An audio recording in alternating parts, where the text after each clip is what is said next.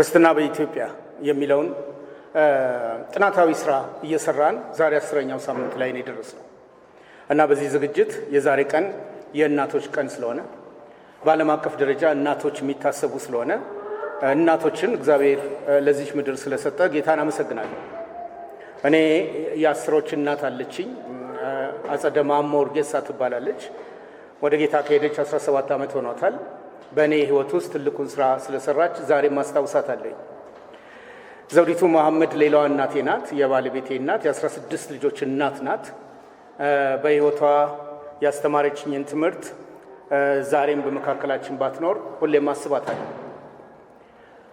ሌላዋ ግን የማፈቅራት ባለቤቴ ናት። ዚክ ኑሩ የአራት ልጆቻችን እናት እና ስለሷ የማስበውን ነገር በፌስቡክ ገጼ ላይ በጠዋት በማለዳ አስቀምጬላታለሁ። የምትነበብ መጽሐፍ ሆና ህይወቷን አዝልቃለች እና ለኔም ለልጆቼም በረከት ሆናለች እና እሷን ለእናቶች ቀን እንኳን አደረሰሽ ብያለሁ።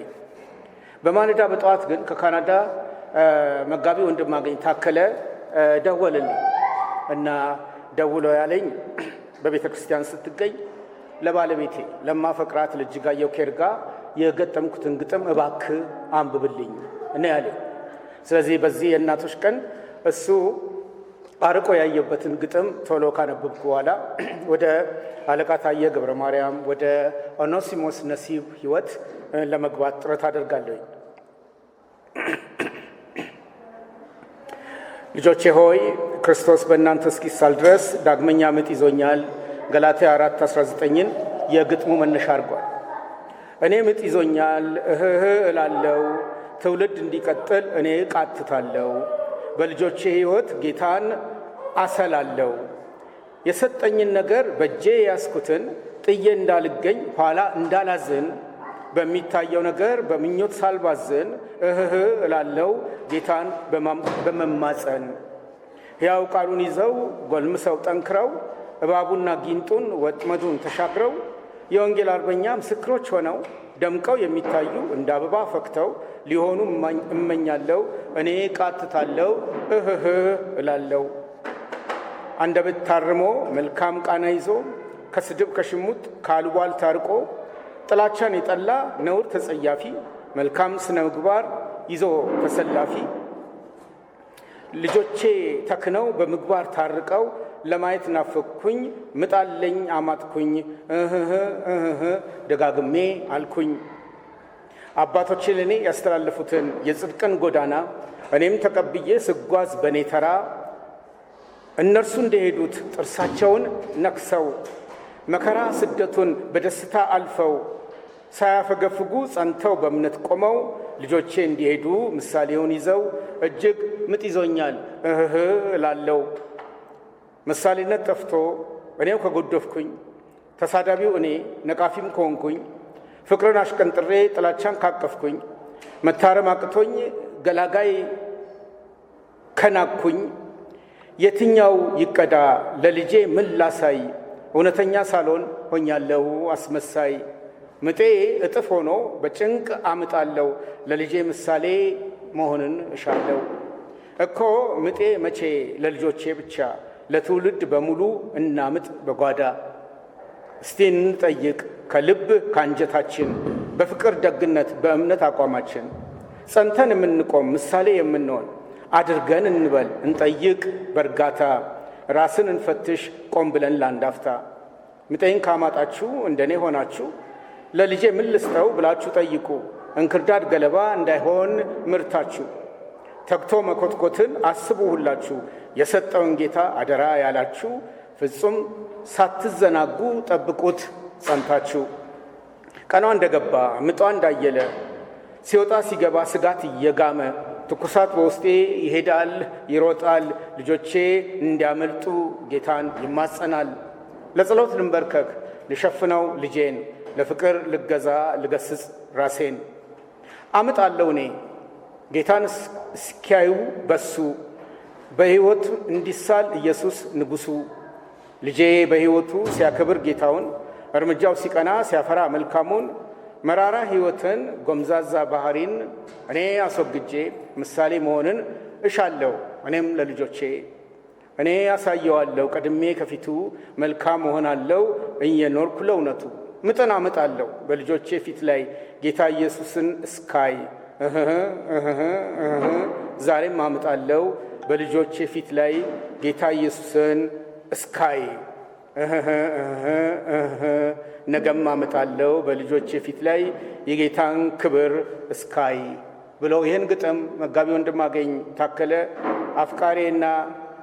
አፍቃሪሽና ናፋቂሽ ባልሽ ብሎ ወንድማገኝ ታከለ ለውድ ባለቤቱ ለእጅጋየሁ ኬርጋ እኛ በረከት ብለን ለምንጠራት ለሷ ይገጠመው ነው። ስለዚህ ሁላችሁም ዛሬ በዚህ አዳራሽ ያላችሁ እናቶች እንኳን ለእናቶች ቀን ደግሜ አደረሳችሁ ላለሁ ለእናቶች ቀን ብሎ የገጠመውን ግጥም ነው ያሰማሁት። የዛሬ ትምህርታችንን ላስቀጥል። ስለ አለቃ ታየ ገብረ ማርያም፣ ስለ ኦኔሲሞስ ነሲብ፣ ስለ አባ ገመቺስ አቅም በፈቀደ ለመነጋገር ጥረት አድርጋለሁ። አንርሳ፣ የትምህርቴ ዝግጅት እና መሰናዶ ተሰናስሎ የሚቀጥለው 5 ግቦቼ ባልኳቸው መለያዎች ነው። 5 ግቦች ብዬ ባልኩት። ስለዚህ የተለያዩ ዝግጅቶች ወደ እናንተ ሲደርሱ ስሜ ግቡን እየመታ ነው ወይ፣ የትኛውን ግብ ነው ከ5ቱ አሁን እያንሸራሸረ ያለው የሚለውን እንድታስቡ ትፈልጋለሁ። ከግቦች መካከል እግዚአብሔር ደካማዎችን መርጦ ለክብሩ አብቅቷል። እዚህ ግባ የማይባሉትን ሰዎች ትልቁን ስራ እንዲሰሩ አድርጓቸዋል። እና ዛሬ ማነሳላቸው አለቃ ታየና ኦኔሲሞስ ነሲብ የዚህ ግብ አንዱ ክፍል ናቸው። እነዚህ ሰዎች በህይወት ኑሯቸው ከኖሩት የትናንት ታሪክ ሀገር ከተፈጸመው ስህተቱን እንደገና እንዳይደግም ትምህርት ያገኛል። ትውልድ ተያያዥነትና ክርስትና ዘንድሮ የተጀመረ እምነት ስላልሆነ ቀጣዩን በጠራ ሁኔታ ለመስራት አቅምን ይፈጥርልናል። ሌላው የታሪክ ባለቤት ማናችንም አይደለንም፣ ልዑል የሆነው እግዚአብሔር ነው። ስለዚህ እግዚአብሔር የታሪክ ባለቤት ከሆነ በዚች በኢትዮጵያ ምድር በቅርባችን በመካከላችን ምን ሰርቶ ነበር ወይም ምን እየሰራ ነው የሚለውን ነው የምናየው። እና ርዕሴን አጥብቤ ያመጣሁት የ20ኛው ክፍለ ዘመን ድርሳናት፣ የ20ኛው ክፍለ ዘመን የሥነ ጽሑፍ ስራዎች ማለት ነው። ድርሳን ሲነሳ ብዙ ሰዎች ከሌላ መድብል ጋር ሊያስቡት ይችላሉ። እንደሱ ማሰብ አስፈላጊ አይደለም። ድርሳን የሥነ ጽሑፍ ሀብት ነው። ስለዚህ እኔ ባገኘዋቸው ባጠናዋቸው አጥርቼ ባየዋቸው ድርሳናት ላይ ያተኮረ የ20ኛው ክፍለ ዘመን የሥነ ጽሑፍ ስራዎች እነሱ ክርስትናን አስመልክቶ በኢትዮጵያ ያሳደሩት በጎ ተጽዕኖ ምንድን ነው? በጎ ተጽዕኖ ክርስትናን አስመልክቶ በአገሬ በኢትዮጵያ ያሳደሩት ምንድን ነው? እሱን ነው እያየን ያለ ነው። የዝግጅቴ የ10ኛው ክፍል መንደርደሪያ ሰለሞን ጥላሁን ነው። ሰለሞን ጥላሁን በቅርብ ነው ወደ ጌታ ሄደው ግን በ2000 ዓመተ ምህረት ደማቆቹ የሚለውን መጽሐፍ ትቶልን ሄደው። ደማቆቹ ከክርስትና ጋር ብቻ የተያያዘ ሳይሆን በኢትዮጵያ ደምቀው የታዩትን ታላላቅ ጉምቱ ሰዎችን አጥንቶ ያቀረባቸው የትልቅ ሰዎች ታሪክ ነው። በዛ ስራ ውስጥ እኔ ገብረሕይወት ባይከዳኝን ሰርቻለሁ። በዛ መጽሐፍ ውስጥ ይገኛል። የመጽሐፉ የመነሻ ዝግጅቶችና አስፈላጊነት ለኔ ክርስትና በኢትዮጵያ ለሚለው ዋቢ አድርጌ ስለምጠራ የሱን አቅጣጫ እንዳለ ወስጄዋለሁ። ደማቆቹን ሰዎች ነው እያመጣው ወደ እናንተ የማሳየው። ሳሳይ እነዚህ ሰዎች ፋና ወጊ መሆናቸውን እንድታረጋግጡ ፈልጋለሁ። በፋና ወጊነት የተገለጡ በዚህ እምነታቸው በዚህ የሙያ መስካቸው በታወቁበት ነገር ምናልባት የመጀመሪያ ሰዎች እንደሆኑ ያህል የተቆጠሩትን ነው የማስተዋወቀው። ፋና ወጊ ያ ብቻ አይደለም። ልዩነት፣ ብርቅነት በእነሱ የተገለጸውን መዝዣ አውጥቼ ነው ማሳያቸው። ሰዎች ሁሉ አንድ አይነት እንመሳሰላለን፣ ግን ከሰው መካከል አንዳንድ ሰዎች ልዩታን ያመጣሉ፣ ብርቅነትን ያንጸባርቃሉ። ከዚህም የተነሳ እነሱ ብርቅ ሆነው በታወቁበት ፋና በወጉበት ጉዳይ ላይ ከሌሎች ልዩ መሆናቸውን ለማስመስከር ጥረት አድርጋለሁ። ለማስመስከር ጥረት ሳደርግ ክርስትና በክርስቶስ የመሆናቸው ክርስቲያን የመሆናቸው ምን የፈጠረላቸው አቅምና ጉልበት አለ የሚለውን እያረጋገጥኩ ነው። ከዛ ጎን ለጎን ሰለሞን ጥላሁን ሰዎቹን እንደመረጠ አስሚነትንም አብሬ ወስዳለሁ። አስሚነት ማለት የሚያሰማ ማለታችን ነው። አስሚነት የታወቁት ነገር በማህበረሰቡ ጉዳይና ከሀገር ከዛም በላይ እንደ ጨው አስምቷል ወይ? እንደ ጨው አጥሞታል ወይ? የኢትዮጵያን ታሪክ የኢትዮጵያን ሕዝብ በጎ ተጽዕኖን በማምጣት አስሚነት በእነዚህ በማነሳቸው ሰዎች አለ ወይ? ክርስትናን በኢትዮጵያ በምናጠናበት ጊዜ ክርስትና ዘንድሮ እንደ እንጉዳይ የፈላ እምነት አይደለም። ብዙ ሺህ ዓመትን ያስቆጠረ ነው። ከዚህም የተነሳ ዘላቂነት መለያው ነው። ዘላቂነት፣ ዘመናዊ ሽሬነት። ይህን ዘላቂነትና ዘመናዊ ሽሬነት በመያዝ በሀገሪቱ ተከታታይ ትውልድ የእነዚህ ሰዎች ስራ መዝለቅ ይችላሉ የሚለው ጥያቄ ነው የምመልሰው። የታየ ገብረ ማርያምን ቢሆን የተለያዩ ሰዎች ወንዶችና ሴቶች ታሪክ አንስቼ ስዘክር በሰሩት ስራ ትውልድ አልፎ ሌላ ትውልድ ሲቀጥል ዘላቂ የሆነ ዘመን ተሻጋሪ ስራ መስራታቸውን ማረጋገጥ ነው የምፈልገው። ከዛ ሌላ የክንውን ሰፊነት ክንዋኔያቸው በእምነታቸው ይሁን በሙያ መስካቸው አጠቃላይ የማህበረሰቡን አስተሳሰብ ከመለወጥ አንጻር የጎላ ተጽዕኖ ማምጣቱን አሳያለሁ። በምድር ኖረን የተዳረስንበትን አቅም ከዛው ጋር ጽናት ነው። በተማሩት ትምህርት፣ ባመኑት እምነት፣ በሰሩበት ሙያ፣ በታወቁበት ጉዳይ ያሳዩት ሙሉእነት እና ወጥነት ከዛም በላይ የዓላማ ጽናትን ለማሳየት ነው ጥረት ማድረገው። እነዚህን ነገሮች እንዳንረሳቸው ሁሌም ዝግጅቴን ሳቀርብ እንድታስቧቸው ፈልጌ ነው መለስ ብዬ የከለስኩት እንጂ በስድስተኛው ዝግጅቴ ላይ እነዚህን ነጥቦች አንስቻለሁ። ስራ አለቃ ታየ ገብረ ማርያም በ1853 ስለተወለዱት በ1916 ከዚህ ዓለም ስለወጡት ሰው ስንነጋገር እኚህ ሰው 63 ዓመታትን ነው በምድር የቆዩት። ጥቂት ነገር ባለፈው ሳምንት ተናግሬያለሁ። ስለዚህ የተናገርኳቸውን ብዙ አልደግመው። 63 ዓመታት ዛሬ ያለውትን የኔን ዕድሜን የያዙት የዘንድሮ ዕድሜን ይዘው ነው ኖረው ያለፉት። እኚህ ከቤገምድር ከጎንደር የተገኙ ሰው በ5 ዓመት ዕድሜያቸው ነው አባታቸው ልጃቸውን ወደ ትምህርት ገበታ የላኩት። 5 ዓመት እኚህ ታየ በሄዱበት ተግተው የግዕዝ መጽሐፍትን ማንበብ ነው የቻሉት። 10 ዓመት ባልሞላ ዕድሜያቸው። ከዛ በኋላ ግን ታየ ገብረ ማርያም በ18 ዓመታቸው እናታቸውን ትንከባከባቸው እናታቸውን በሞት ስላጡ አባታቸው ደግሞ ወደ ሩቅ አገር ስለሄዱ የሄዱበትን ስላላወቁ የእናታቸው ወንድም ይገኝበታል ወደ ተባለው ስፍራ ነው የሄዱት እና በዛ ጉዞ ውስጥ ነው ወደ ምጽዋ የዘለቁት። በዛ ጉዞ ውስጥ ነው ምጽዋን የተቀላቀሉት። ምጽዋ በተደጋጋሚ ዝግጅቴ የበረከት መንስኤ ይሆናለች። ምጽዋን ከክርስትና ጋር ስንቶቻችሁ አገናኝታችሁ አስባችሁ እንደሆነ አላውቅም። ነገር ግን በዚህ ክርስትና በኢትዮጵያ በምጽዋ ዙሪያ የተሰራው ገድል ብዙ በርካታ ተጽዕኖ አድራሽ ክርስቲያኖችን ፈጥሯል። እሱን ነው ማነሳው። የዛሬ ዝግጅቴ የሁለቱም ሰዎች ከምጽዋ ጋር ከስዊዲሽ ሚሽን ኢቫንጀሊካል ጋር እምኩሉ ተብሎ ከሚጠራው የወንጌል መስጫ አገልግሎት ጋር ይገናኛል። ሰውየው የሰራቸው ስራዎች በተለያዩ ሰዎች ተጠንተው ተጽፈዋል። በተለይም ዘ ብላክ ላይንስ የተባለው የእንግሊዛዊው ስራ ወደ አማርኛ የተተረጎመው የጥቋቁር አናብስት ጽሑፍ በሞልቬር ስራ ውስጥ የታየ ገብረ ማርያም ስራ ግልጥ ብሎ ተቀምጧል። አንዳንዶቹን ብቻ እየተጣደፍኩ አነሳለሁ። አለቃ ታየ በጉዟቸው እግዚአብሔር ያደረሳቸው ምጽዋ፣ ከምጽዋ ደግሞ እምኩሉ ከሚባል የሚሽነሪ ትምህርት ቤት ውስጥ ገብተው ለሀገርኛ መጽሐፍትና ለኦርቶዶክስ ተዋህዶ ቤተክርስቲያን የትምህርት ስርዓት የተለየ ፍቅር ነው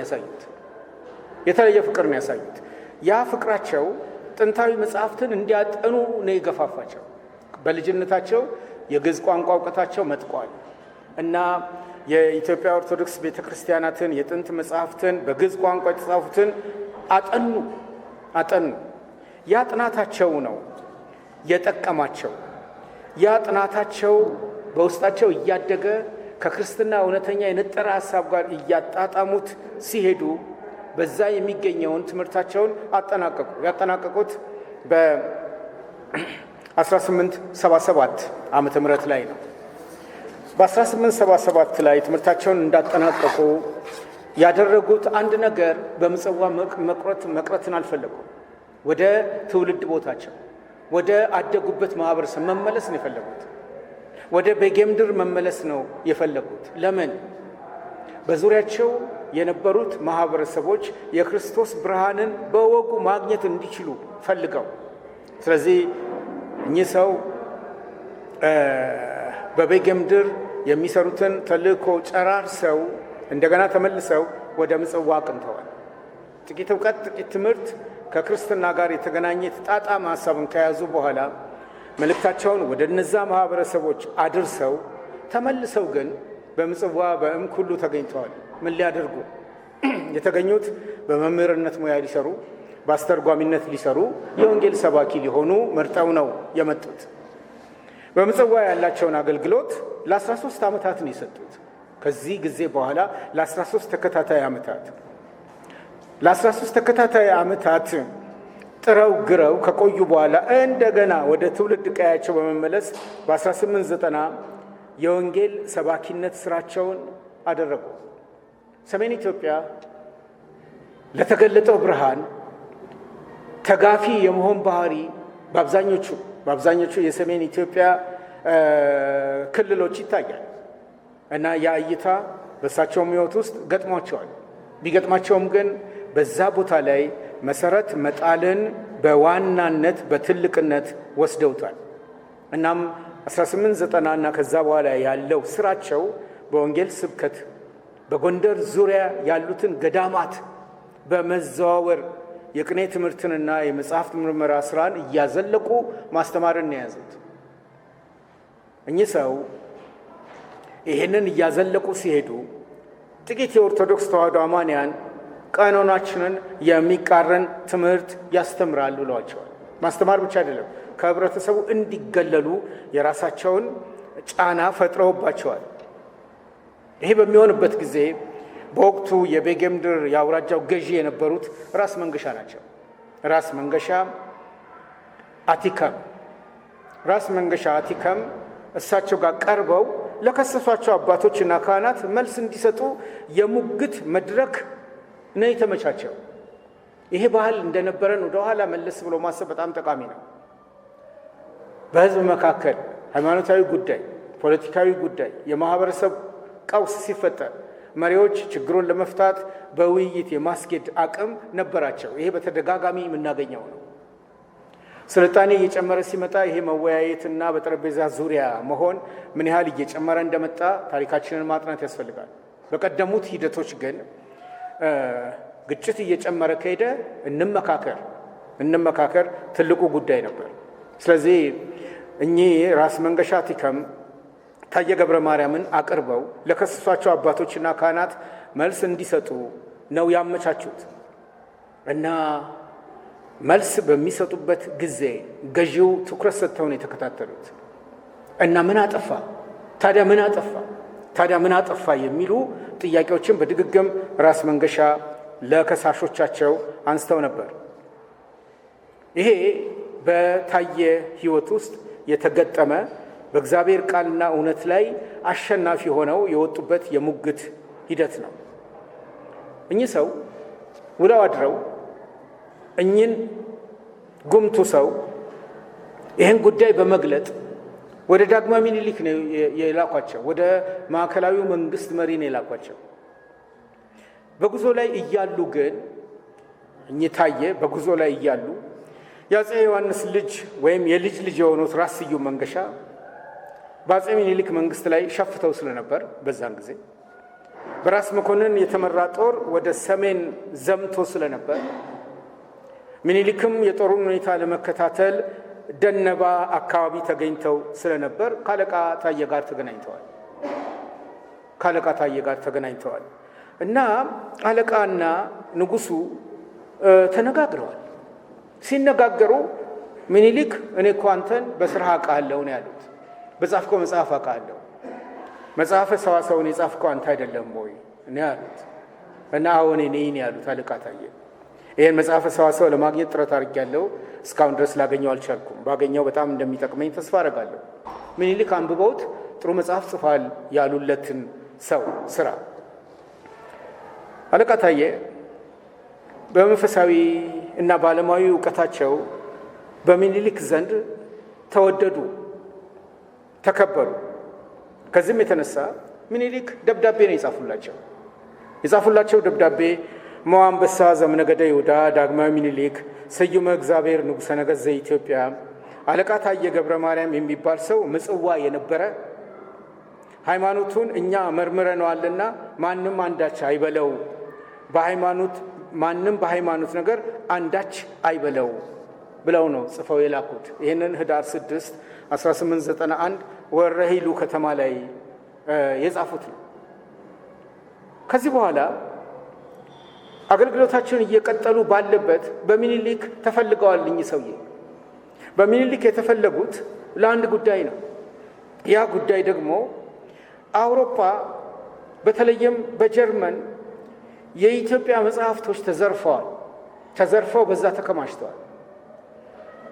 ቅዱሳን አልባሳት የሚባሉና ለመንፈሳዊ አገልግሎት የሚሰጡ በርካታ ቅርሶች ወደ ጀርመን ሀገር ገብተዋል።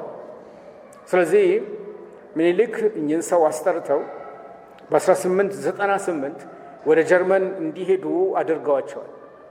ሲያደርጓቸው የላኳቸው ዳግማዊ ምኒልክ ወደ 131 የሚደርሱ የብራና መጽሐፍትን ይዘው እንዲመለሱላቸው። ለዚህ ተግባራቸው ብላቴን ጌታ ሂሩይ ወልደ ሥላሴ የሕይወቴ ታሪክ በተሰኘው መጽሐፋቸው ላይ ስለ አለቃ ታየ ስለዚህ ተግባራቸው እንዲህ ብለው ነው የጻፉት።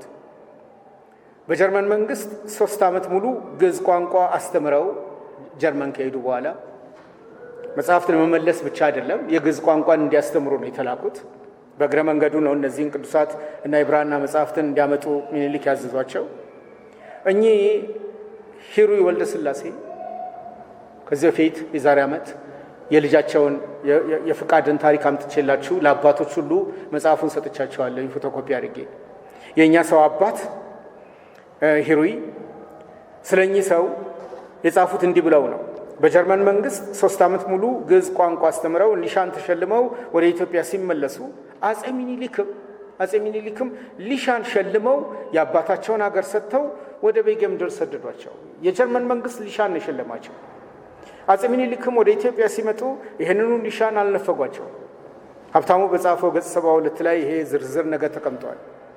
እንደ ብርሃኑ አበጋዝ መጽሐፍማ አለቃ ታየ በጀርመን ሳሉ ደብዳቤ ወደ ዳግማዊ ምኒልክ ይጽፉ ነበር።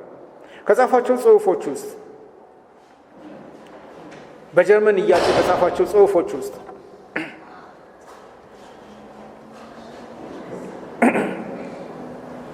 እንዲህ በማለት ብርሃኑ አበጋዝ በመጽሐፉ ላይ ያስቀመጠው ላንብብላችሁ። በጀርመን እያሉ ለንጉሱ በጻፏቸው ደብዳቤዎች ዕውቀት እንዲከበር፣ ሰው ሁሉ ልጁን እንዲያስተምር፣ የማተሚያ መኪና እንዲያስገቡ፣ ጠቃሚ የሆኑ መጽሐፍት እየታተሙ እንዲቀመጡ፣ የተማሩትን ማክበር እንጂ ማንቋሸሽ እንዲቀር፣ የእጅ ሙያ ጥበብ ሰሪዎች፣ አንጥረኞች፣ ሸክላ ሰሪዎች እነሱን ማንቋሸሽ እንዲቀር፣ ይልቁኑ እነሱ እንዲበረታቱ እንዲደረጉ ለምኒልክ በጣም የተገለጠ ደብዳቤ ይጽፉ ነበር። የሚደንቀው ዳግማዊ አጼ ምኒልክም አብዛኞቹ እሳቸው የላኳቸው መመሪያዎች ተግባራዊ አድርገዋል። እኚህ ሰው የሚጽፏቸው ሁሉንም ከክርስትና መለኪያ ከክርስቶስ አስተምህሮ ጋር አጣጥመው ሊሆን የሚገባውን ነገር እየተናገሩ መሆኑን ልብ እንድትሉልኝ ይፈልጋለሁ። በዚህ ምጥን አመላካች ጭብጥ ውስጥ ክርስትና በኢትዮጵያ እየሰፋ በቃልና በተግባር እንዲዘልቅ እግዚአብሔር ተራ ሰዎችን ተጠቅሟል። ታየ ከዝቅተኛ ማህበረሰብ ከሚባለው የተገኙ ናቸው። እግዚአብሔር ባገጣጠመው ግጥምጥሞች ነው የእግዚአብሔር ብርሃን በርቶላቸው ምጽዋ ላይ ካለው የወንጌል አገልግሎት የተነሳ የጌታ ሆነው የቀሩት። እና እኚህ አለቃ ታዬ ተሸልመው ወደ ትውልድ ቀያቸው ቢመለሱም ሊሻን ይዘው ቢመለሱም የክርስትና ብርሃንነት ጨለማውን መግለጥ ስለሆነ በተለያየ መንገድ የገዛ ወገኖቻቸው ግን ወደፊት እንዲራመዱ አቅም አልፈጠሩላቸው። ተቃዋሚነት በተደጋጋሚ ወደ ሀገራቸው ተመልሰው የሚኒሊክ ትእዛዝም ተሰጥቶ ማንም እንቅፋት አይሆንበት በተባለበት ብዙዎች ግን እንቅፋት መሆናቸውን አዝልቀዋል እና ከገጠማቸው ተግዳሮት ውስጥ ሚኒሊክ ርስት ሰጥተዋቸው ነበር። ሚኒሊክ ሸልመዋቸው ነበር። ሚኒሊክ ለትልቅ ወግ አብቅተዋቸው ነበር። ይህንን ግን ለመንጠቅ የፈለጉት ደጃዝማች መሸሻ ወርቁ ሃይማኖትን ሰበብ አድርገው ተነሱ። ሃይማኖትን ሰበብ አድርገው በጊዜው የቤጌምድር ገዢ ለነበሩት ንጉሥ ወልደ ጊዮርጊስ አለቃ ታዬ ሃይማኖቱ የንስጥሮስ ነው ብለው ጻፉ። ሃይማኖቱ የንስጥሮስ ነው። የንስጥሮስ ሃይማኖት አንድ መለያ ነው ያለው። በአብዛኛው የንስጥሮስ ትምህርት በማርያም ማህፀን ያደረው ሰው ብቻ የሆነው ኢየሱስ ነው የሚል ነው። ሰው ብቻ የሆነው ይኸው ኢየሱስ ወደ ሞቱ ሲዘልቅ በመከራው ጊዜ መለኮት ከእርሱ ተለይቶት ነበር የሚል ትምህርት ነው። የንስጥሮስ ትምህርት ሌላ ነገር አይደለም፣ ይሄን ነው። ስለዚህ አደርጅተው የጠበቁት አለቃ ታዬ ሃይማኖቱ የንስጥሮስ ነው የሚል ክስ ነው የመሰረቱባቸው። ይህንን ሃይማኖት ለሕዝቡ ያስተምራል ብለው ነው የጻፉት። ንጉሡ ወልደ ጊዮርጊስ ተቆጥተው ለአለቃ ታዬ ይህን ነው ፈጥነው የጻፉት። ለአለቃ ታዬ ይድረስ ለአለቃ ታዬ እንደምን ሰንብተዋል? እኔ እግዚአብሔር ይመስገን ደህና ነኝ። ዝም ብለህ አትቀመጥም? ዝም ብለህ ተቀመጥ ስንል እንደዚህ ያለ ትምህርት ዝም ብለህ ተቀመጥ ስንል እንደዚህ ያለ ትምህርት ከየት ያመጣኸው ነው? ለምን ተጣላኝ እንዳትል ብለው በ1903 ህዳር 24 ደብዳቤ ነው የላኩት። አለቃ ታዬም ሃይማኖታቸው ኦርቶዶክስ ተዋሕዶ መሆኑን በመግለጥ በግፍ የተወሰደባቸው ሁሉ እንዲመለስላቸው ንጉሥ ወልደ ጊዮርጊስን በድጋሚ ጠየቁ። ንጉሡም ደጃዝማቹን ጠርተው ሁሉን እንዲመልሱላቸው አዘዙ። ደጃዝማች መሸሻ ግን ዙሩን አክርረውት በወቅቱ የቤጌምድር ጳጳስ ለነበሩት ለአቡነ ማቴዎስ አቤት አሉ። የወንጌል ብርሃን እየፈካ ሲሄድ፣ ዙሩ እየከረረ ሲሄድ ጳጳሱም ሸንጎ ጠርተው ደጃዝማቹ ታዬን እንዲያስረዱ አደረጉ እና ሰውየውን የከሰሱት እንዲህ ብለው ነው። ለስዕልና ለመስቀል አይሰግድም፣ በሞቱ ቅዱሳን አማላጅነትን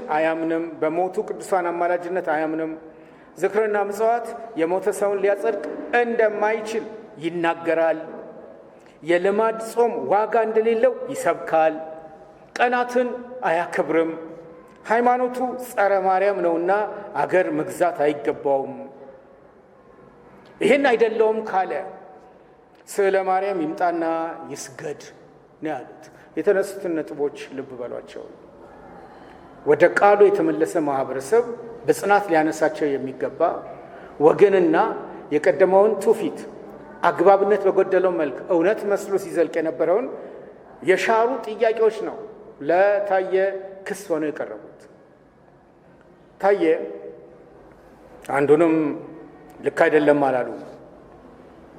ይልቅ ስዕለ ማርያም ይምጣና ይስገድ ላሉት አለቃ ታዬ ለሁሉም ተገቢ መልስ ከሰጡ በኋላ ዘጸአት 20 ከ1 እስከ 6 በሁሉ ፊት ነው ያነበቡት። እግዚአብሔርም ይህን ቃል ሁሉ እንዲህ ብሎ ተናገረ። ከግብፅ ምድር ከባርነት ቤት ያወጣኸው እግዚአብሔር አምላክ እኔ ነኝ። ከኔ በቀር ሌሎች አማልክት አይሁኑልህ። በላይ በሰማይ ካለው በታችም በምድር ካለው ከምድርም በታች በውሃ ካለው ነገር የማናቸውንም ምስል የተቀረጸውንም ምስል ላንተ አታድርግ፣ አትስገድላቸው፣ አታምልካቸው። በሚጠሉኝ እስከ 3ና እስከ 4ኛው ትውልድ ድረስ የአባቶችን ኃጢአት በልጆች ላይ የማመጣ ለሚወዱኝ ትእዛዝንም ለሚጠብቁ እስከ 1000 ትውልድ ድረስ ምሕረትን የማደርግ እኔ እግዚአብሔር አምላክ ቀናተኛ አምላክ ነኝ የሚለውን ክፍል ነው ያነበቡት። ከዛ በኋላ ይህን ምን ላድርገው የሚል ጥያቄ ነው ያቀረቡት። በሀብታሙ መጽሐፍ ገጽ 74 ላይ ይሄ ተዘርዝሮ ይገኛል። እኚህ ሰው አለቃ ታየ የታሪክም ጸሐፊ ናቸው። የዳግማዊ ምኒልክን ታሪክ እንዲጽፉ ከተመረጡት ሰዎች ውስጥ አንዱ እሳቸው ናቸው። የታሪክ ጸሐፊ ናቸው። ታሪክ ሲጻፍ ግን ይላሉ ለእኔ ካቀበሉኝ ቁም ነገር እስከ ዛሬ ገብረሕይወት ባይከዳኝ የሰጡትን 3 መስፈርት ነበረ ደጋግሜ በመጽሐፌ ላይ ማነሳው እንጂ ግን ታሪክ ሲጻፍ ብለው መለኪያ አስቀምጠዋል። የጻፉትና በመጽሐፋቸው ያስነበቡት እንዲህ የሚል ነው። ታሪክን መጽሐፍ እግዚአብሔርን መፍራት ይጠይቃል። ታሪክን መጽሐፍ አስተዋይ ሕሊናን ይጠይቃል። ታሪክን መጽሐፍ የቋንቋ አግባብነትን ማወቅ ይጠይቃል። ታሪክን መጽሐፍ የማያዳላ ልቦናና ትጋትን ይጠይቃል። ታሪክን መጽሐፍ ትዕግስትንና ጥንቃቄን ይፈልጋል ነው ያሉት ከ100 ዓመታት በፊት። ዛሬ የታሪክ ፕሮፌሰሮች የሚጣረሷቸውን ደንቦች በሚደንቅ ሁኔታ አስቀምጠውት ነው ያገኘሁት። ይሄ አጠቃላይ የኢትዮጵያ ቤተክርስቲያን ታሪክ ገብረ ዮሐንስ ገብረ ማርያም ከጻፈው መጽሐፍ ላይ የተወሰደ ነው። እኒህ በጎ ተጽዕኖ አምጪ ግለሰብ በክርስትናቸው ከመጽናት ባሻገር በክርስትና ከመኖር ባሻገር በተግባር በመኖር በሕይወታቸው ምስክር ሆነው የዘለቁ መሆናቸውን ነው ማንሳት የምፈልገው። ከዚህ በኋላ በተለይም በ1910 ራስ ወልደ ጊዮርጊስ አለቃ ታየን በሰንሰለት አሳስረው አዲስ አበባ አደረሷቸው በሰንሰለት አስረው። ከዛ አቡነ ማቴዎስ ተቀበሏቸው። የግብፁ ፓትርያርክ የግብፁ አቡን ተቀብለዋቸው አንተ አህያ ሃይማኖትህ ምንድን ነው ያሏቸው እና ይህን ውርደት ታየ ሰምተው የሰጡት መልስ እኛን እኮ አህያ ያሰኘን እናንተን መሸከማችን ነው የሚል ነው። ልክ ነዎት፣ አህያ ነን። አህያ ግን ያሰኘን እናንተን መሸከማችን ነው በማለት ነው መልስ የሰጡት። ገጽ 303 ላይ ቅድም እያነሳውላችሁ የማነሳላችሁ ሰዎች ሁሉም ማለት ይቻላል ወንዶችም የሆኑ ሴቶች በ20ኛው ክፍለ ዘመን በኢትዮጵያ ክርስትና ላይ በጎ ተጽዕኖ እንዳሳደሩ የምለካበት መለኪያ ፋና ወጊነታቸውን፣ ብርቅነታቸውን፣ አስሚነታቸውን፣ እንደ ጨው ዘላቂ ስራ መስራታቸውን፣ ሰፊውን ማህበረሰብ ስራቸው መሸፈኑን፣ በጽናት መዝለቃቸውንም ነው ብያቸዋለሁ። በዚህ ሂደት ውስጥ ታየ ገብረ ማርያም በዚህ በ20ኛው ክፍለ ዘመን ላለን ሰዎች የ20ኛው ክፍለ ዘመን የእሳቸው ድርሳናት ይህን ይገልጻሉ። ቅድም ወደ አነሳሁላችሁ ገብረሕይወት ባይከዳኝ ልምጣ። አለቃ ታየ ገብረ ማርያም የእሳቸው ዘመነኛ ነጋድረስ ገብረሕይወት ባይከዳኝ ናቸው። ለምርጥ ሰው እድሜ ቢጨመርለትና ከሰው ተቆነጣጥሮ ይሰጥ ቢባል ለገብረሕይወት ባይከዳኝ ከኔም እድሜ ተቆርሶ እንዲሰጥ ከምፈቅዳቸው ሰዎች መካከል እኔ አንዱ ነኝ። በ33 ዓመታቸው ነው ከዚህ ዓለም የወጡት። ነገር ግን የሰሯቸው ስራዎችና ያስተላለፏቸው መልእክቶች በሌላ ጊዜ አነሳዋለሁ። ነጋድረስ ገብረሕይወትና ታየ ገብረ ማርያም ዘመነኞች ናቸው። አብረው አሳልፈዋል።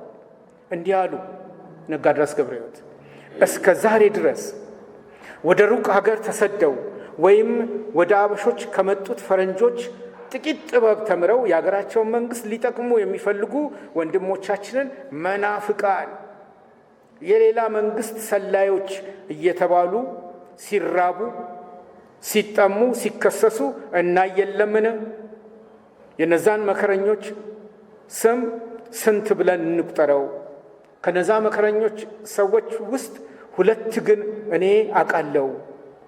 2 መንግስቱን የሚወድ 2 ሰዎችን አውቃለሁ። እነሱም ከንቲባ ገብሩና አለቃ ታየ ናቸው የሚል ምስክርነት ሰጥተዋቸዋል። ይህ ደግነታቸው፣ ይህ አስተዋይነታቸው፣ ይህ የክርስትና ሕይወታቸው እስከ ዛሬ ድረስ አልታወቀላቸውም። እጅግ ያሳዝናል። የእነሱን እድል ያየ ሰው የኢትዮጵያ መንግስት ለወዳጁ አይጠቅምም ብሎ ተስፋ ይቆርጣል ብለው ነው የጻፉት ገብረሕይወት። ይሄ በደማቆቹ ገጽ 58 ላይ ነው። እኛ የምነግራችሁ ሰው ዝርዝር ነገር ተናግሬ አልጨርሰም። ነሐሴ 15 1916 ግን ከዚህ ዓለም ወጥተዋል፣ አርፈዋል። የቀብራቸው ዕለት ወይዘሮ ላቀች እህታቸው እንዲህ ብለው ነው ያለቀሱት። ግጥማቸውን ስሙልኝ። ከወይን ቤት አስረው የዘጉበት ሳንቃ ብሎ ተናገረ የወንጌሉ ቃል ይብቃ። የወንጌልን ስርዓት ተማሩ ቢላቸው ትልቁም ትንሹም ሁሉም ደደብ ናቸው አሉት ጸረ ማርያም መልስ ቢሳናቸው። ዕውቀትና ምግባር ጉድጓድ ተከተቱ። 4 ነው እንጂ መች አንድ ሰው ሞተ። ወዝውዘው ነዝንዘው ጣሉት እንደ ዝሆን። ያው ወደቀላቸው ይበሉት እንደሆን። ከጨለማ መሃል ቢወጣ ብርሃን አጥፉት አጥፉት አሉ እኛ እንዳይታየን። ወንጌል በእህታቸው ሕይወት ውስጥ እንዴት ነጥሮ እንደገባ በለቅሷቸው የገለጡት ነው ይሄ። የሚገርመው አሁን ወደ ጌታ የሄደው ወንድማችን ሰለሞን ጥላሁን ለእኚህ ሰው መወድስ አቅርቦላቸዋል። በአብነት ትምህርት ቤት ውስጥ ትልቁ ጣራ የፍልስፍና አንጓ ተብሎ ከሚጠራው አንዱ የመወድስ አቅም ነው። መወድስ የማቅረብ የአንድን ሰው ታሪክ በጥቂት ስንኝ ሙሉውን መጽሐፍ ጽፎ መገኘት ማለት ነው መወድስ። እና ለአናሲሞስ ነሲብም የቀረበላቸውን ለታየ ገብረ ማርያምም በዝግጅት የመጨረሻ ላይ ማንሳት አይቀርም። ለታየ ግን ይሄ መወድስ ነው የቀረበው። ጽኑ አለቃ ታየ ጨለማውን ጠልቶ ኢትዮጵያችን ትድመቅ አለ እጅጉን ጸንቶ። የጨለማውን ኃይል በጣሙን በርትቶ ታየን ገዘገዘው ታገለው ጎትቶ። እውነት መያዝና የጥበብ ምርምር ብዙ አይሞገስም በአበሾች ምድር። እውነትና ጥበብ ቢቆስልም ቢደማም ያሸልባል እንጂ ማገገሙ አይቀርም። ለሀገር መንግስት የቀናኸው ቅናት ታየ ዛሬ ደምቆ ፀሐይነ የሌሊት ይላል። ክርስትና በኢትዮጵያ አንድ ሰው በመሰለ ብዙ ሰው በ20ኛው ክፍለ ዘመን ተጽፎ ተሰንዶ ከተገኘው የሰው ታሪክ ስናጠና እኚህ ታየ እነዚህን ሁኔታዎች አቅርበዋል። ሁለተኛው ሰዌን ልክ እንደ ሳምንቱ ጥቂት ነገር አንስቼ ማቆም ነው ያለኝ እድል፣ ጥቂት ደቂቃዎች ዘግይተን ስለጀመር። ኦኖሲሞስ ነሲብ ገመችስ። ኦኖሲሞስ ነሲብ ልቤን ያማለለ ሰው ነው። በ1842 ነው የተወለደው። የአድዋ ጦርነት ከመኖሩ 44 ዓመታት በፊት ወይም 46 ዓመት በፊት የአድዋ ጦርነት በኢትዮጵያ ከመሆኑ 46 ዓመት በፊት የተወለደ ነው ኦኖሲሞስ 1842። ኦኖሲሞስ በ1923 ነው ከዚህ ዓለም የወጣው ቀዳማዊ ኃይለ ሥላሴ ንጉሥ በነበሩበት ጊዜ ወይም ንግስና በሆነላቸው ጊዜ። በትምህርቴ ውስጥ ደጋግሜ እንደምለው በዝግጅቴ ህብረተሰቡን መረዳት፣ ከህብረተሰቡ ወጥተው መጽሐፍትን የሰነዱ ሰዎችን ግለ ታሪክ ማወቅ፣ ደግሞም በማንበብ ለመተንተን መሞከር ብዙ ጥቅም ያስገኛል። ከዚህም የተነሳ ምጥን ማብራሪያ የምሰጥለት ሰው ነው ኦኖሲሞስ ነሲብ። የዛሬ ወር የልጅ ልጆቻቸው ተገኝተው አንድ መጽሐፍ ከነሱ ጋር አስመርቄያለሁ እና የልጃቸው ልጅ እና የእሳቸው የልጅነት መልክ አንድ አይነት ነው። ዘር ከሉጋሚ ስባል የሚለውን አመላክቶኛል። ሰነዴን ስሰጣችሁ በሰነዴ ላይ ታገኙታላችሁ። ይህን ተያያዥ ጽሑፌን እስካሁን ያለውን ለአንድ ብርቱ ሰው በኋላ ላይ መስጠት እፈልጋለሁ። በዝግጅቴ ጥሩ ጥያቄ እና ጥሩ ሀሳብ በማቅረብ ለሚበረታ ለማንም ሰው ስለ ኦኖሲሞስ ነሲብ ስናገር ምንጮቼ 2-3 መጽሐፎች ናቸው። የ2000 ዓመተ ምህረት ደማቆቹ አንደኛው ነው። የዘንድሮ መጽሐፍ በገናዬ እሸቱ ጸሐፊ፣ የታሪክ ተመራማሪ ሴት ልጅ ናት፣ ወጣት ናት። ተልእኮው ቀደምት የኢትዮጵያና የኤርትራ ሚስዮናውያን የታሪክ ውልብታ የሚል መጽሐፍ ነው የጻፈችው። ዋጋው ወደድ ያለ ቢሆንም እሱም መጽሐፍ ማወቅ በጣም ይጠቅማል። ስለ ኢትዮጵያ፣ ስለ ኤርትራ፣ ስለ ሚስዮን ስራ እንዴት ተከናውኑ እንደነበረ በብዙ መረጃዎች የተደገፈ ስራ ነው። በሰለሞን ጥላሁን መጽሐፍ ለኦኔሲሞስ ነሲብ የተሰጠ መሪ ቃል ከባርነት ወደ ላቀ ምሁርነት የሚል ነው። ከባርነት ወደ ላቀ ምሁርነት። ቅድም እንዳልኳችሁ በ1842 የተወለደው ኦኔሲሞስ የተወለደው ኢሉባቡር ነው። የተለያዩ የኢትዮጵያ ክልሎችን ስፍራዎችን እየዳሰስኩ መሆኑንም አትርሱ።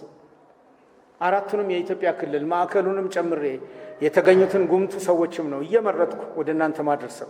አሁን የመጣሁት ወደ ኢሉባቡር ነው። በኢሉባቡር ክፍለ ሀገር ሁሩሙ በምትባል አነስተኛ መንደር ነው የተወለደው። ይሄ ልጅ ሲወለድ ቤተሰቡ የሰጠው ስም ሂካ የሚል ነው። ሂካ ማለት ተርጓሚ የሚል ነው። ተርጓሚ የሚል ፍቺ ነው የያዘው። ይሄ ስም በወላጆቹ ሲሰጠው የነገ ሕይወቱ ከዚህ ስሙ ጋር ይተሳሰራል ብለው አምነው የሰጡት አይመስለኝም። በቀጥታ ከዚህ ጋር ይገናኛል የሚል እምነት ሊኖራቸው የሚችለው እንደ ወላጅ ሂካ ብለው ሲጠሩት ከህብረተሰቡ ጋር በመኖር ኦኔሲሞስ በመኖር እነርሱን በማወቅ ለነርሱ የሚበጅ ወይም ለነርሱ የሚበጀውን የሚያደርግ ሕይወትን የሚተረጉም በሚል የሰጡት ስም አድርጌ ነው የወሰድኩት ሂካ። ነገር ግን አንዳንድ ጊዜ እግዚአብሔር ራሱ ጠቋሚ ስሞችን በሰዎች ላይ ሳያኖር አልቀረም። ሂካ በቀጥታ ህብረተሰቡን ከመለወጥ ባሻገር መጽሐፍ ቅዱስን ወደ ኦሮምኛ ቋንቋ እንዲተረጎም እግዚአብሔር ያደረገው ይህንን ሂካ ተርጓሚው ተብሎ የተጠራውን ሰው ነው። ብሉይ ኪዳንን አዲስ ኪዳንንም ስናጠና ስሞች ሲለወጡ አይተናል። ሰዎቹ በተለወጠው ስም ልክ ተለክተዋል። ሶራ ወደ ሳራ ስትጠራ የብዙዎች እናት ሆናለች። አብርሃም ወደ አብርሃም ሲቀየር የብዙ ህዝቦች አባት ሆኖ ቀጥሏል። ለኢየሱስም ኢየሱስ ተብሎ ሲሰጠው፣ አማኑኤል ተብሎ ሲሰጠው እንደ ስሙ መድኃኒትም ከሰውም ጋር በመሆን ራሱን ገልጧል እና በ2000 ዓመት የታሪክ ጉዘት ውስጥ ይሄ ስም ከሂካ ጋር ተገጣጥሞ እናገኛለን። በኦኔሲሞስ ነሲብ ህይወት ውስጥ መጽሐፍ ቅዱስን በኦሮምኛ በመተርጎም አፋቸውን ለፈቱበት እንዲሁም በሁለተኛ ቋንቋነት ለሚጠቀሙት ኢትዮጵያውያን የእግዚአብሔርን ሐሳብና ፈቃድ እንዲረዱ ወደ ኦሮምኛ ቋንቋ መተርጎሙ ለእግዚአብሔር ክብርን ያመጣል።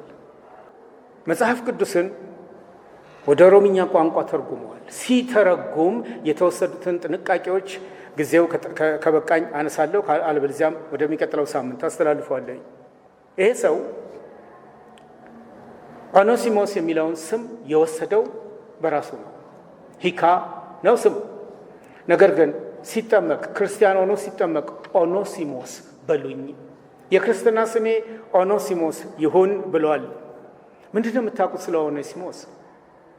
እኛ የአዲስ ኪዳን ተማሪዎች ስለሆንን የፊልሞናን መጽሐፍ ስለምናውቅ ለምን የሚለውን እናንተ ነው የምትመልሱት። ግን ወደ ልጅነት ታሪኩ ልመልስላችሁ። ሂካ ወላጅ አባቱን ያጣው ገና በ4 ዓመቱ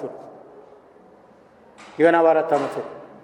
የማቀርብላችሁ ጉምቱ ሰዎች አባታቸው ቶሎ ነው የሚርቁባቸው፣ ያነሳውላችሁ ሁሉ ማለት ይቻላል። የሂካ ግን ወላጅ አባቱን ያጣው ገና 4 ዓመት ዕድሜው ላይ ሳይደርስ። አባትየው በሕይወት በነበረበት ጊዜ ትዳሩን የሚጠብቅ ለሚስቱ የቆመ ሰው ነበረ። ግን ሲሞት ኃላፊነት በሙሉ በእናቱ ላይ ነው የወደቀው። ከ4 ዓመት ዕድሜው እስከ 12 ዓመት ዕድሜው ብዙ ትጋት እየተጋች እናቱ ልጇን አሳድጋለች። እናት ስል ዛሬ እናቶች ቀን ስለሆነ ቅድም በመግቢያዬ እናቶችን ሁሉ እንኳን ደስ አላችሁ ብያለሁ። ለሚስቴም በፌስቡክ ገጽ ላይ መጻፌን ቅድም ተናግሬያለሁ እና ባሎች የሆናችሁ የልጆቻችሁን እናት ዛሬ እንደምትንከባከቡ ተስፋ አደርጋለሁ። ለማንኛውም 12 ዓመት ዕድሜ ላይ ሲደርስ ሂካ አካባቢው በወራሪዎች ተጠቃ። ኢሉባቡር በስፋት የሚኖርበት ሰፈር አጥቂዎቹ፣ ወረበሎቹ የባሪያ ፈንጋዮች ናቸው። ባሪያ እየፈነገሉ የሚሸጡ ኃይሎች። እነዚህ እየቀረቡ ሲመጡ እሷ አንድ ልጇን ሂካን ይዛ ኮበለለች። ኮብላ ተራራው ጥግ ስትደርስ እነዚሁ ራሳቸው ባሪያ ፈንጋዮቹና እሷ ተገናኙ። ሽሽት አላደረሳትም፣ የትም አገኟት እና ባሪያ ፈንጋዮቹ ያደረጉትን ድርጊት ራሱ ሂካ እንዲህ ብሎ ነው የሚናገረው። የልጅነት ትዝታው በ12 ዓመት የሆነውን እንዲህ ይላል። አንድ ሰው እየተንደረደረ መጣና እጄን በመጎተት ወደ ራሱ ሳበኝ። እናቴም የቀረውን እጄን አጥብቃ በመያዝ አትወስድብኝም እያለች መጮውና ላይደርሱላት በማታውቀው ሰፈር ድረሱልኝ እያለች ጮኸች። ሰውየው ምንም ርኅራኄ የለውም፣ ሰይፉን መዞ አወጣ። የማትለቂው ከሆነ ሁለታችሁንም እገላለሁ በማለት አንባረቀ። እናቴ በዚህ ጊዜ ራደች። ከምሞትባት ባርነት ቢገባ ይሻላል በማለት እጇን አላላች ይላል ገጽ 23 ደማቆቹ ላይ። ከዛ በኋላ ከ12 ዓመት ዕድሜው ጀምሮ የባርነት ሕይወትን የጀመረው ባሪያ ነው የሆነው። በባርነት ሕይወት ውስጥ የገጠመውን እንዲህ ነው የሚናገረው። ማንኛውም ሰው ባሰኘው መንገድ ያዘኛል። ታዲያ የቱን ትእዛዝ አስቀድሜ የትኛውን እንደማስከትል ግር ይለኛል። ይሁን እንጂ በተቻለ መጠን ትእዛዛቱን ሁሉ ለማድረግ እጥራለሁ ነው ያለው በመጽሐፉ ላይ። ሂካ በባርነት ሕይወቱ የራሱ የሆነ ምንም ነገር የለውም። እንደ ዕቃ በመቆጠሩ እንደማይርበው እንደማይደክመው ይቆጠራል እና በጌቶቹ መካከል የተገኘው እሱ አፉን እንደ ልቡ እንዳይከፍት በስራ ብቻ እንዲተጋ አድርገውታል። በዚህ ሁኔታ ውስጥ እያለ እናትየው ልጅሽ እኮ እዚህ ቦታ ታይቷል፣ እዚህ ጌቶች ቤት ነው ያለው ብለው ጠቆሙት እና ብዙ ርቆ አልነበረም ለካ የተሸጠው እና ወደ ተሸጠበት ወዲያው በደስታ የሚያስፈልገውን የሽያጭ ዋጋ ኬትም ሰባስባ ይዛ ገሰገሰች። ወደ ተባለው ሰፈር ደረሰች እና በደረሰች ጊዜ የእሱ ባሪያ ፈንጋይ ወይም ጌታው ማንንም የምታውቀውን ሰው ብታይ ሰላም እንድትል ፈገግ እንድትል ሄደ እንድታቅ አይፈቀድልህም ብሎታል። ግን አንድ ቀን እናቱን ግቢ ውስጥ አያት። ይህንን ሕግ ጥሶ ድንገት የማያውቀውን ሲያይ ወይም የሚያውቀውን ሰው ሲያይ እንዳይጣራ ሰላም እንዳይል የተሰጠውን ሕግ ጥሶ እሱም ሮጦ እሷም ሮጣ ተናንቀው መጫጫው ጀመሩ። በንባር ሰው ባለበት በግንኙነታቸው ደስታ ውስጥ እያሉ ጌትየውን ወዲያው ሄዳ ማነጋገር ጀመረች እና ሂካ በሌለበት ተደራደሩ። የያዘችው የባሪያ መግዣ ገንዘብ ትንሽ ነው። ስለዚህ ሄጄ ተመልሼ ላምጣ ነው ያለችው። ሂጂ። ሄዳ ተመልሳ እስክትመለስ ጌትየው ሩቅ አገር ላለ ለሌላ ባሪያ ሸጦ ጠበቃት። ባዶ እጇን ቀረች። ይሄ ሂካ ወደ ብዙ ሰዎች ተሽጧል። ቢያንስ ለ8 የተለያዩ ጌቶች ተሽጧል።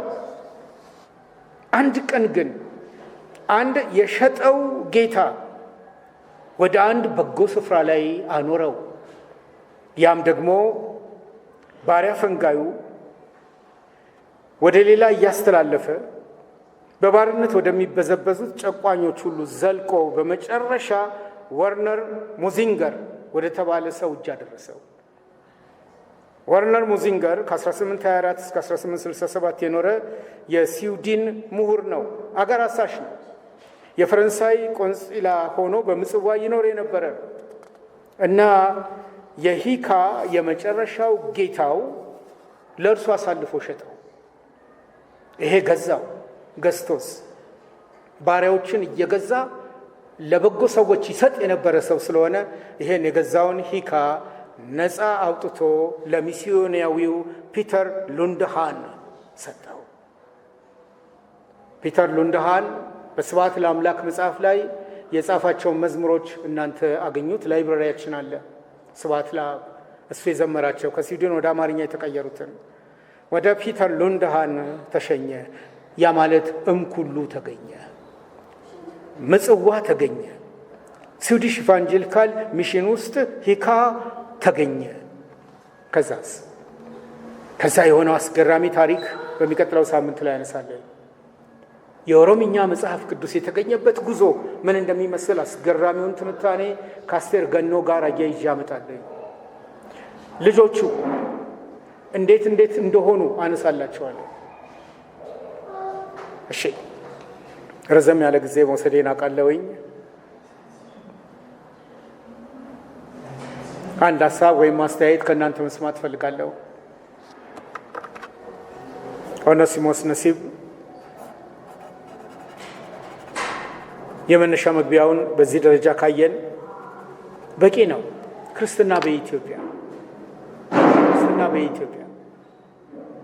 ዛሬ ላይ ያለውን አቅም ያገኘበት መስመር የተለያዩ የእግዚአብሔር ሰዎችን ዋቢ አድርጎ ሕይወታቸውን ከፍለው ለክርስቶስ ኖረው የሄዱ ጨው ሆነው አብዛኞቹን ያሰሙ እንዳሉን ካወቀን እኛም የነሱን ፈለግ የመከተል አቅጣጫችንን በራሳችን መንገድ እንድናይ ያደርጋል እና ፒተር ሉንድሃን እና የወንጌል ስራው በቀጣይ ምን እንደሚመስል ያለው ሴት እህቶቻችንንም በዝግጅቴ ውስጥ አነሳለሁ። በዛው ዘመን ውስጥ ዘመነኞች የሆኑትን